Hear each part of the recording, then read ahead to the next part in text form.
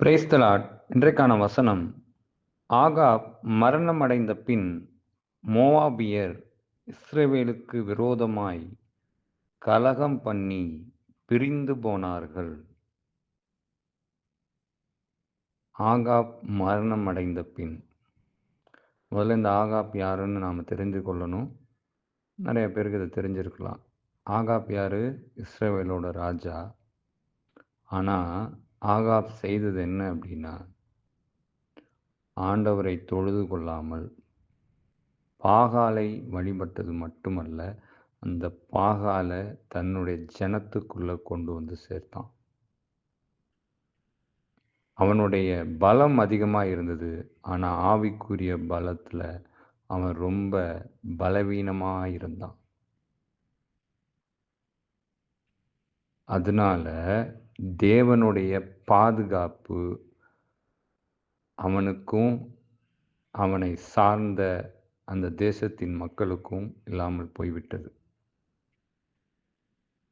Ahab இருந்தப்ப, ராஜாவாக இருந்தப்ப, இந்த மோவாபியர் பயந்து இஸ்ரவேலர்களுக்கு கீழ்ப்படிந்தாங்க. இஸ்ரவேலருக்கு செய்ய வேண்டிய காரியங்களை சரியானபடி செய்தாங்க. ஆனால் ஆகாப் மறைந்த பின் இஸ்ரவேலர்களுக்கு மோவாபியர் கீழ்ப்படியலை. அந்த பயம் அவங்களுக்கு இல்லை. எல்லாம் அற்றுப்போச்சு. எதிர்க்க ஆரம்பிச்சிட்டாங்க, கலகம் பண்ண ஆரம்பிச்சிட்டாங்க.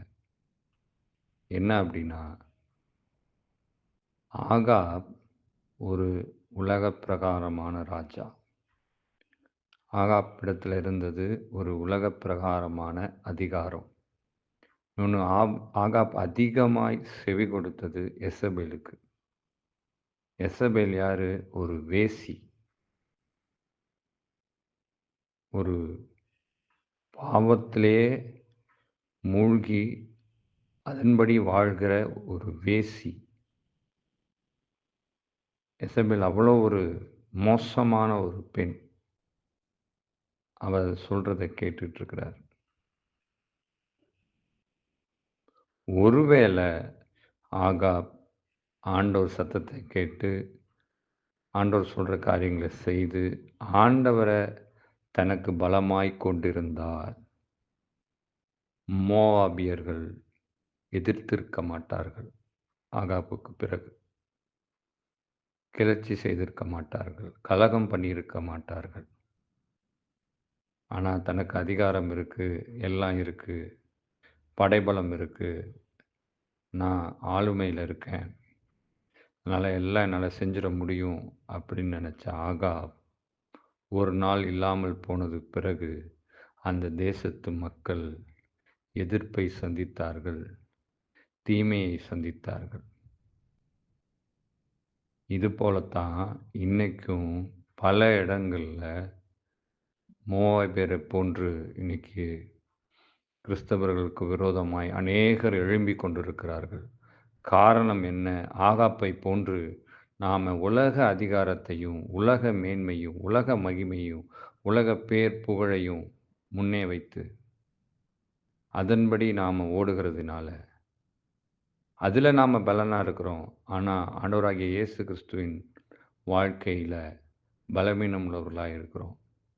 அதனால் நம்மளை ஈஸியாக மோவாபியர் போன்ற அநேக அநேக அநேக உலகத்தார், உலக மனிதர்கள், எதிர்ப்பாளர்கள் நம்மளை ஈஸியாக வந்து தாக்குறதற்கு வழிவகுக்குது. காரணம் என்ன? எசபேலை போன்று உலக விஷயங்கள், வேசித்தனமான காரியங்கள், பரிசுத்த குலைச்சலான காரியங்கள்,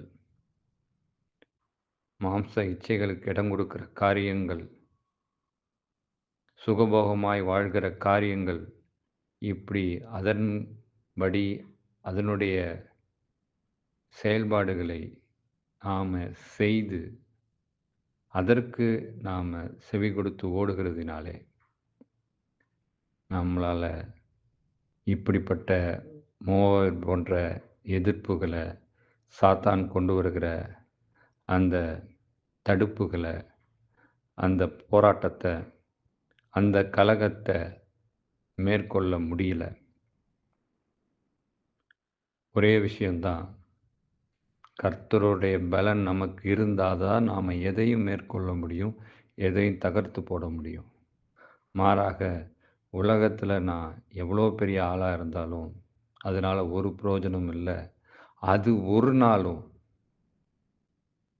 எந்த ஒரு விஷயத்தையும் மேற்கொள்ள முடியாது. அதை மேற்கொண்டாலும் ஜெயம் பெற முடியாது. காதுள்ளவர்கள் கேட்கக் கடவர்கள். ஆமென்.